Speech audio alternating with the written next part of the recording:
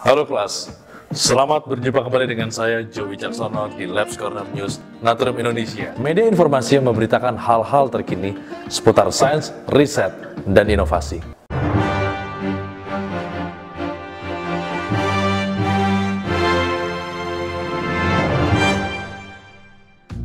Mengawali di bulan Maret ini, redaksi Labs Corner News Naturium Indonesia menghadirkan beberapa tajuk berita untuk Anda semua. Dimulai dari ibu kota Jakarta. Menghadapi curah hujan yang cukup ekstrim, pemerintah melakukan upaya modifikasi cuaca. Namun di sisi lain, sebuah gunung es berukuran hampir sama seperti kota London runtuh di Antartika.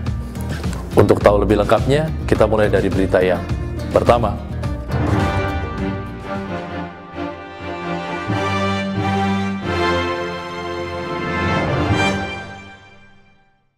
Mari kita menuju ke Antartika. Melansir informasi dari DW yang disebarluaskan oleh Kompas.com, gunung es berukuran 1270 km persegi dengan ketebalan 150 meter runtuh di Antartika di dekat pangkalan penelitian BAS atau British Antarctic Survey. Gunung es raksasa, kira-kira seluas kota London, runtuh dari lapisan es Antartika di dekat pangkalan riset milik Inggris pada Jumat 26 Februari 2021. Gunung es ini runtuh dan terlepas dari bongkahan utama Brunt Ice Shelf. Keruntuhan yang disebut dengan calving ini sudah diperkirakan oleh para ilmuwan sejak 1 dekade yang lalu. Dalam laporan resminya, pihak BAS mengatakan bahwa keruntuhan gunung es tersebut terpantau semakin cepat sejak November 2020. Gunung es runtuh ke laut adalah peristiwa alamiah yang biasa terjadi di Antartika. Akan tetapi proses terjadinya peristiwa tersebut semakin dipercepat oleh perubahan iklim.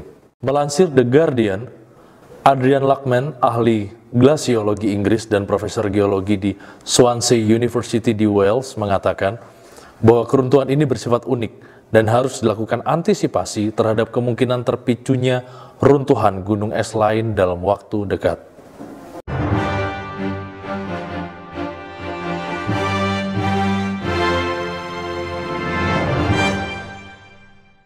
Dari Antartika, kita terbang ke ibu kota Jakarta. Merujuk pada pantauan dan perakiraan cuaca yang dikeluarkan oleh BMKG pada minggu lalu mengenai potensi hujan ekstrim pada tanggal 20 hingga tanggal 25 Februari 2021, maka dilansir dari antaranews.com bahwa pada tanggal 21 Februari dilakukan upaya modifikasi cuaca yang dilakukan oleh BPPT bekerjasama dengan TNI Angkatan Udara. Program modifikasi cuaca adalah sebuah langkah penebaran atau penyemaian garam NaCl pada kumpulan awan yang berpotensi bergerak ke darat dan membawa curah hujan tinggi. Kepala Balai Besar Teknologi Modifikasi Cuaca, BPPT, John Arifian mengatakan, ada perubahan bentuk awan di daerah Jakarta, Bogor, Depok, Tangerang, dan Bekasi setelah penebaran garam dilakukan di atas pantai timur Lampung, Selat Sunda, Ujung Kulon, sampai ke perairan selatan Provinsi Banten pada ketinggian 10.000 hingga 12.000 kaki dengan menggunakan pesawat KASA 212 dan CN 295 milik TNI Angkatan Udara. Pada penebaran perdana ini disemai sebanyak 16,4 ton dan pada Minggu 28 Februari kembali disemai garam sebanyak 2,3 ton. Teknologi modifikasi cuaca diterapkan untuk mengupayakan hujan turun sebelum awan hujan mencapai Jabodetabek, sehingga intensitas hujan di wilayah tersebut berkurang dan tidak sampai menimbulkan banjir.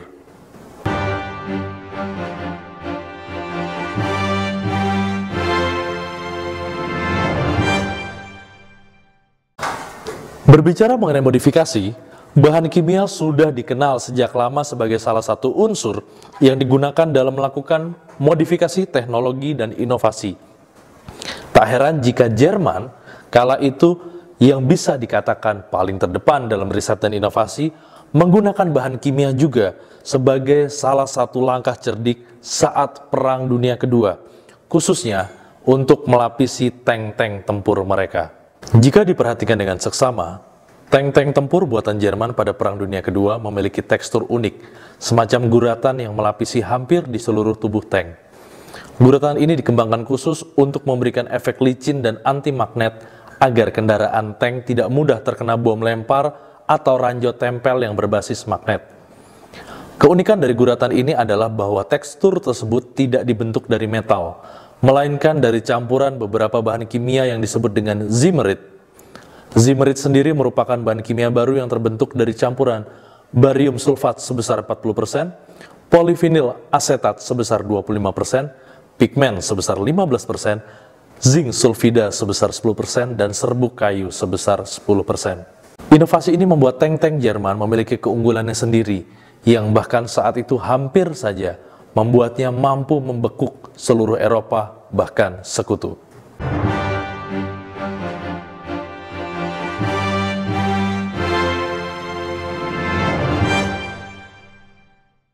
Jika tadi kita mendapatkan berbagai macam informasi terkait dengan modifikasi, kali ini Om Gendut juga tidak mau kalah dalam melakukan modifikasi.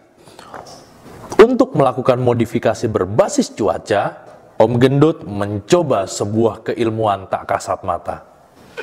Jadi tempatmu banjir? Banjir, Pak De. Itu berkah deh namanya ya? Iya, makanya aku tuh nggak marah juga, nggak ngambek juga. Cuman aku kok sedih. Sedih, nah, kamu pengen apa? Pengen bantuan? Iya, maksudnya tuh banjirnya biar nggak dadakan. Jadi aku bisa mempersiapkan, ya minimal aku bisa menahan hujan itu supaya tidak datang dadakan. Ya kan namanya juga kalau hujan kan rezeki. Ya yang penting kan bisa kulkas dulu, tak selamatin kasur, lemari. Habis itu monggo banjir. Aku udah siap gitu loh. Sambel aja loh sekarang dadakan. Oh iya. Tahu bulat. Tahu bulat dadakan. Iya. Yang viral-viral itu juga dadakan. Iya. Tahu-tahu hilaf 2 tahun. Gitu. itu dadakan betul. Oke, kamu mau biar bisa mengantisipasi hujan. Antisipasi. Udah diganti? Iya, tadinya emansipasi. Oh. Nah, untuk mengetahui mengenai segala sesuatu, inovasi dan modifikasi terkait cuaca, saksikan dalam program tayangan Om Gendut Jalan-Jalan, Kotak Makan Siang dan Kotak Makan Malam masih selalu di channel Naturium Indonesia.